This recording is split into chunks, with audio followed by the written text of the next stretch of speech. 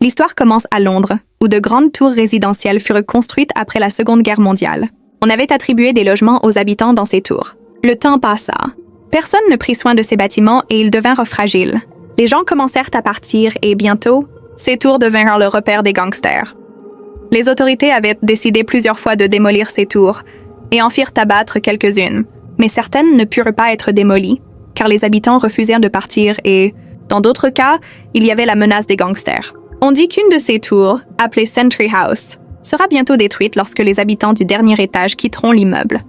La scène change et, une nuit, on nous montre un garçon nommé Nick qui s'enfuyait devant des voyous. Pour leur échapper, il entra dans Sentry House. L'ascenseur ne fonctionnait pas. Il dut donc prendre les escaliers pour fuir. Arrivé au dernier étage, il demanda de l'aide à tout le monde. Il frappa à toutes les portes. Mais en le voyant en difficulté, chacun referma sa porte. Certains mirent même des verrous de sécurité supplémentaires. Finalement, les voyous arrivèrent derrière lui et commencèrent à le frapper. Tout cela se passait devant l'appartement de Vicky, qui appela la police en voyant la scène. Mais la police ne répondait pas. Et le temps que la police décroche, elle savait déjà que quelque chose de très grave pouvait arriver. Alors elle sortit elle-même pour l'aider. Mais ces hommes la frappèrent aussi. À cause des coups, elle commença à perdre connaissance. La dernière image qu'elle vit fut celle des voyous emmenant Nick. On nous montre que la police arriva le lendemain matin et trouva le corps sans vie de Nick dans l'immeuble.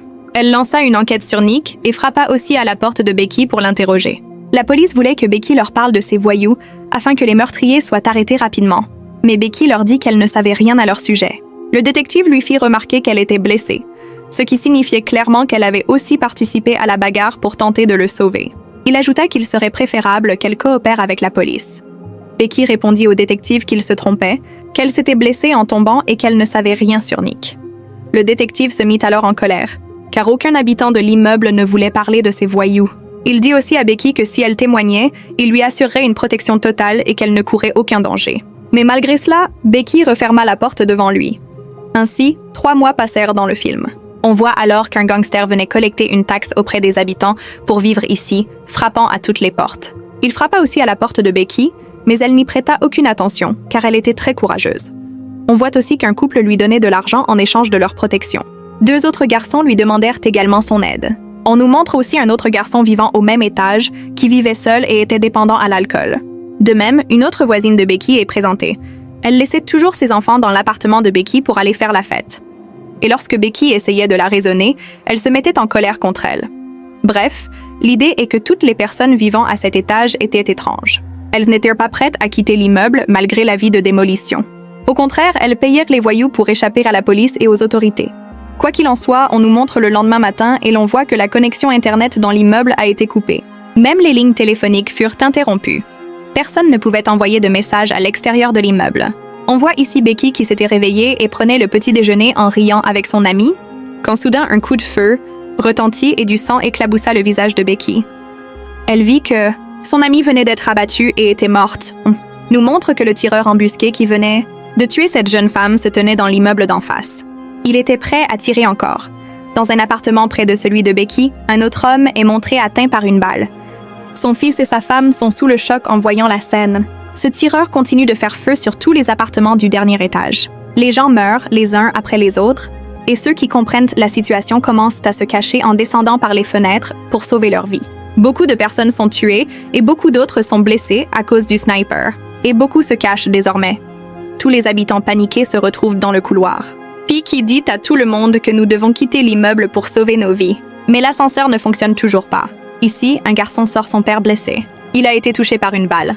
Il souffre beaucoup. Il demande aux gens de lui donner les premiers soins pour son père. Mais sa mère leur dit qu'ils ne nous ont jamais protégés. Alors maintenant, en ce moment difficile, ils ne sont pas en mesure de nous protéger. Une vieille femme présente ici prend pitié d'eux et demande des bouteilles d'alcool et des vêtements pour les aider.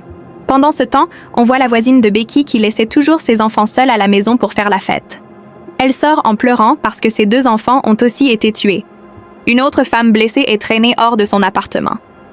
La vieille femme qui prodiguait les premiers soins à l'homme qui avait été abattu plus tôt arrive auprès de la fille, mais au moment où ils l'atteignent, elle a succombé à ses blessures. Elle est morte. Le mari de cette jeune femme est maintenant gravement blessé à l'intérieur de l'appartement. Il appelle à l'aide. C'est pourquoi Becky et Daniel rampent au sol pour l'aider. Elle le traîne hors de son appartement jusque dans le couloir, et l'homme s'effondre en voyant la mort de sa femme. Mackie remarque que Kurtz, qui vit dans l'appartement à côté du sien, n'est pas encore sorti. Pour le sauver, il frappe à la porte de son appartement qui est encore ouverte. Effrayés, ils entrent dans son appartement et le trouvent en train de dormir. Dès que Becky essaie de le réveiller, Kurtz croit qu'elle est une ennemie et veut l'attaquer. Mais Becky lui explique qu'ils sont venus le sauver. Elle lui raconte tout au sujet du sniper et des morts, mais Curtis ne la croit pas. Vicky dit que s'il ne la croit pas, il peut retirer le rideau et regarder. Mais avant cela, nous sortirons. Paul dit à Vicky que c'est stupide de lui demander cela, mais Curtis n'écoute pas Paul. Vicky et Paul sortent de la pièce et, au moment où Curtis retire le rideau en se tenant sur le côté, une balle est tirée depuis l'avant et les oreillers posés sur son lit éclatent. Cela convainc Curtis que ce que disent Becky et Paul est vrai. C'est pourquoi il met aussi ses vêtements et sort dans le couloir. Tous ceux qui se trouvent dans le couloir se demandent maintenant qui est ce sniper. Pourquoi veut-il tuer ces gens? Est-ce le promoteur immobilier qui cherche à faire évacuer l'immeuble? Picky répond non. Ce n'est pas l'œuvre d'un promoteur ou d'un citoyen ordinaire. Les balles viennent d'un autre bâtiment.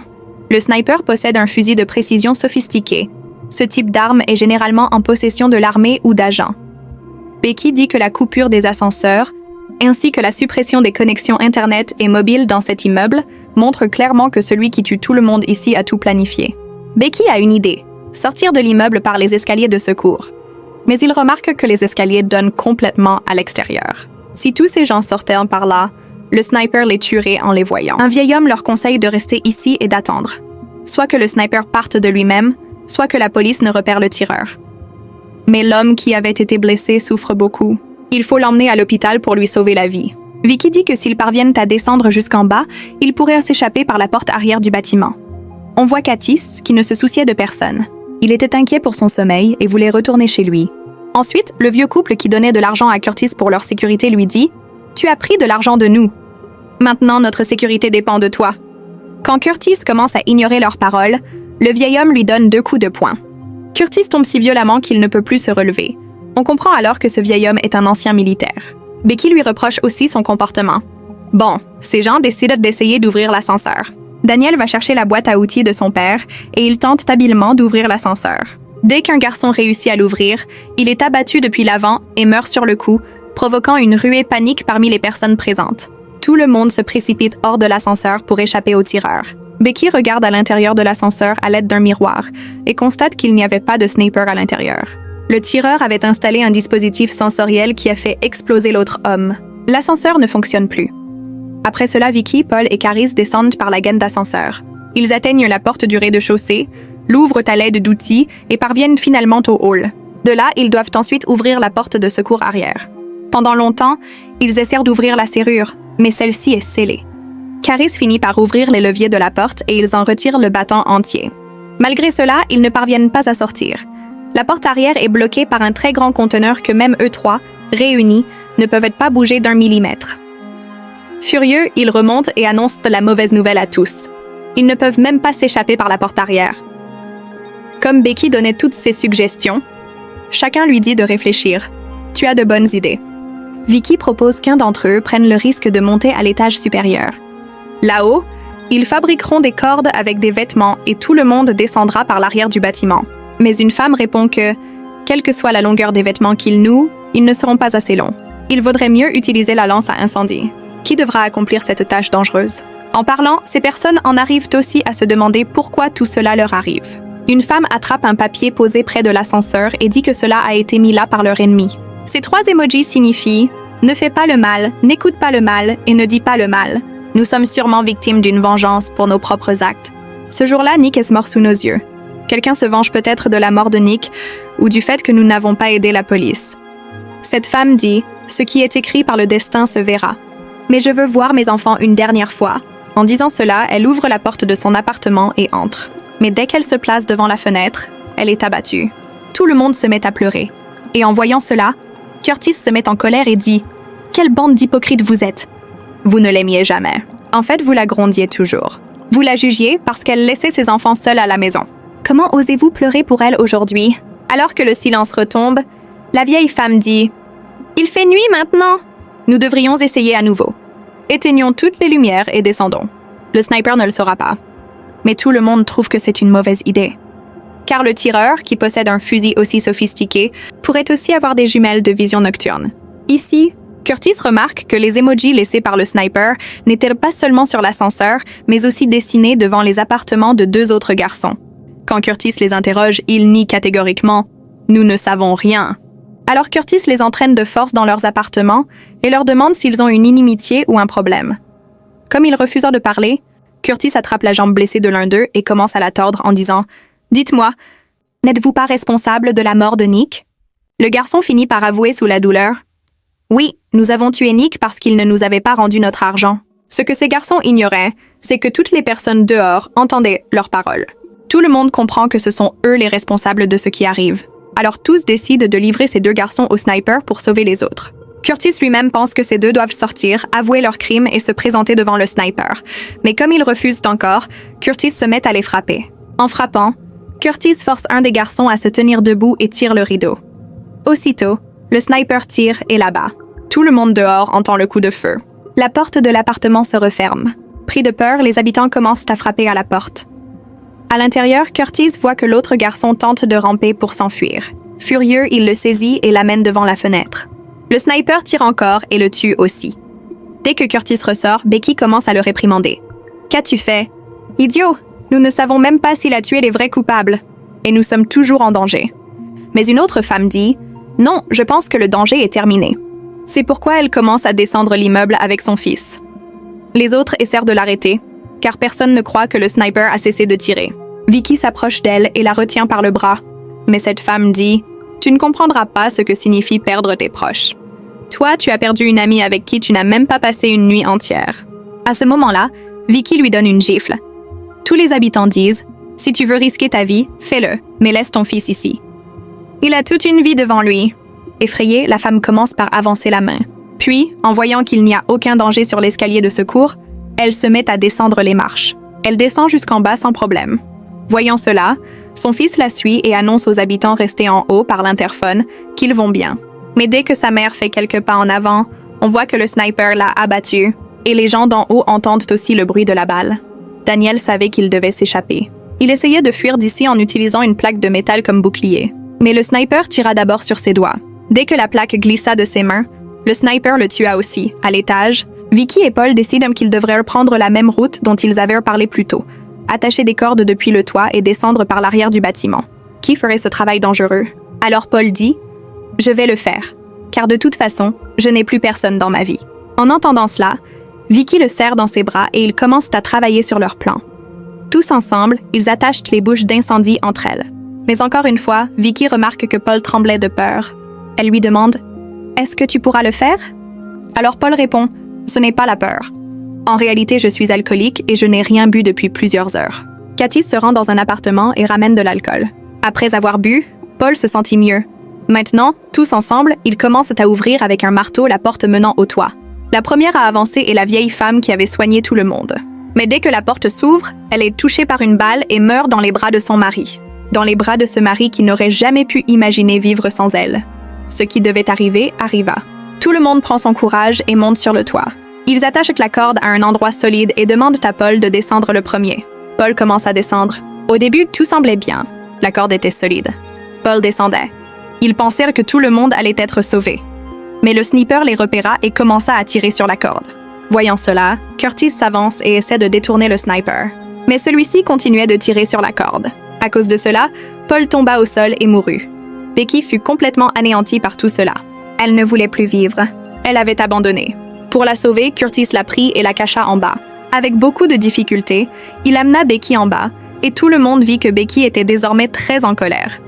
Elle avait décidé qu'ils allaient incendier cet étage, dans l'espoir que quelqu'un viendrait alors les aider. Tout le monde était effrayé. Puis Vicky dit « Avant, nous vivions déjà avec la peur de mourir. Au moins, nous sortirons de cette peur. » Tous les survivants planifient de dîner et de faire la fête ensemble. Ils commencent à descendre par la gaine de l'ascenseur, tandis que Caris, resté au-dessus, commence à asperger d'alcool tous les appartements. Dès qu'ils atterrissent en sécurité, Curtis avait mis beaucoup d'éponges dans le micro-ondes. Il l'alluma aussi. Après cela, il alluma les cuisinières de tous les appartements et, pour finir, jeta des journaux en feu avant de sortir. Au moment où il atteignit l'ascenseur, le premier appartement explosa et l'explosion était visible de l'extérieur par la fenêtre.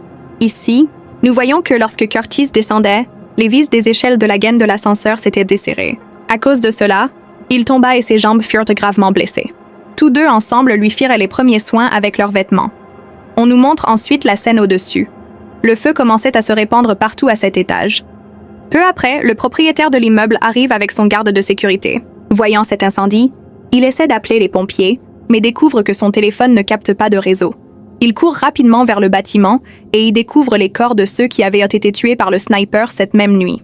Maintenant, le sniper s'était approché d'eux aussi et il plaça une balle dans leur bouche. Le sniper les menace, et nous voyons à l'intérieur que Vicky pouvait entendre la conversation entre le sniper et ses hommes.